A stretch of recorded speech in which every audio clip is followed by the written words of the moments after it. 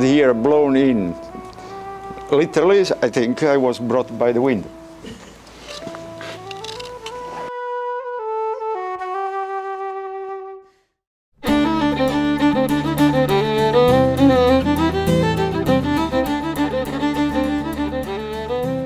Literally, I think I was brought by the wind.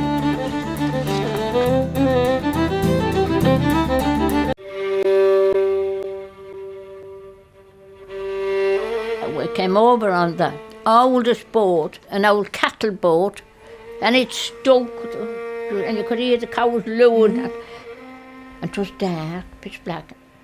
Oh, it was rotten.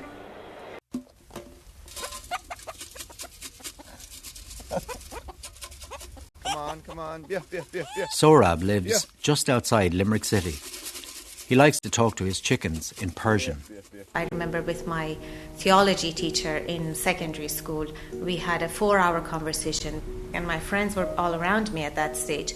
And she proceeded to tell me, you know what, Gita, I would be honoured to kill you because you're a Baha'i and you're an infidel.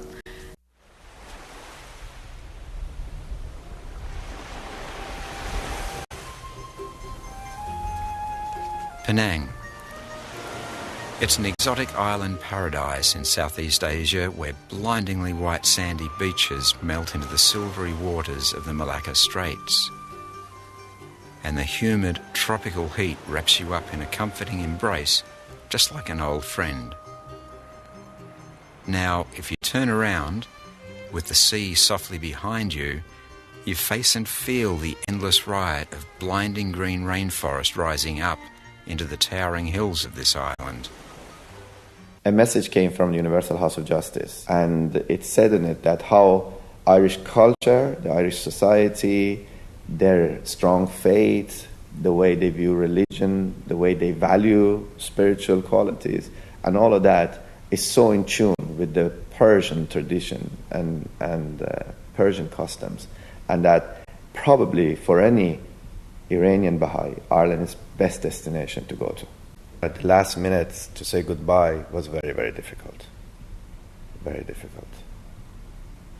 Because it wasn't just the goodbye itself, it's the implication of, whether you'll ever see each other again, It was a genuine step into the unknown. And it's that kind of magical journey that you those experiences that you don't forget, and it's. But the welcome from everybody was just absolutely amazing. Yeah. I came to Ireland in 2005 in January.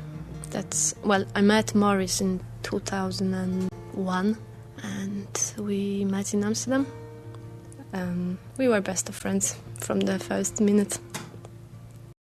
Well, I had heard so much about this brave, rebellious little island in the middle of the sea, and I had very romantic ideas about Ireland. Of course, it didn't take long before I discovered that this is the most conservative country I've ever known. I would ask for milk, and the woman in the shop would stare at me and say, "Milk? Yes. Do you sell milk at all?" And she would stare blankly at me and say, "What is it?" And she just couldn't understand my accent. And the whole shop would gather around me then, and what does she want? And I would make this pathetic attempt. Milk. The white liquid that comes from cows. And I would feel like running out of the place. The problem with this country is that there's nobody willing to give money for independent or separate community development in this country. I mean, it's pretty well sewed up, either by the church or by, the church is the main one. And secondly, I suppose, is the universities and that.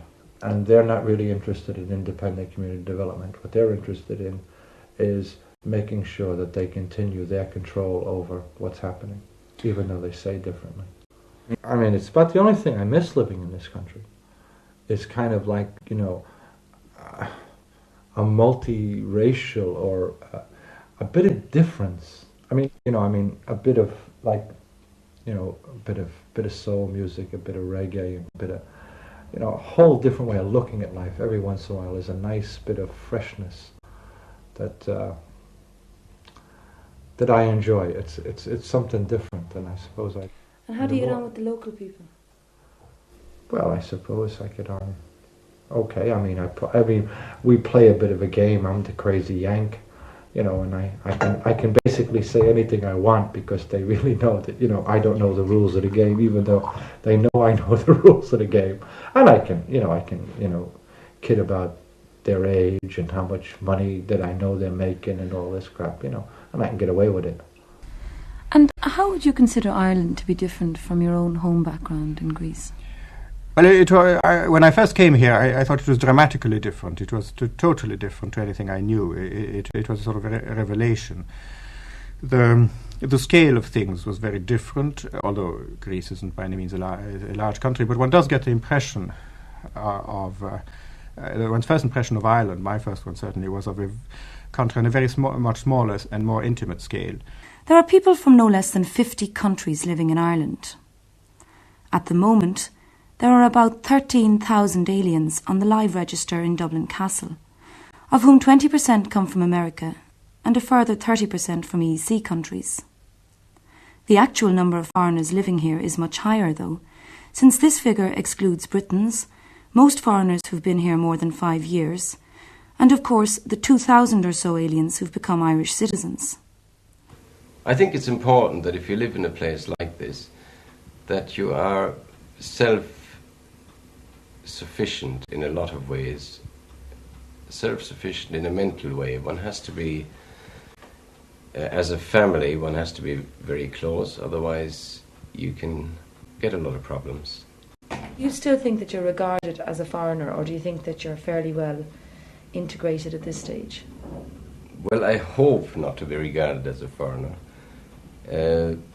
I think that I am still the German in the area, and that's just a name, I think, more than anything else.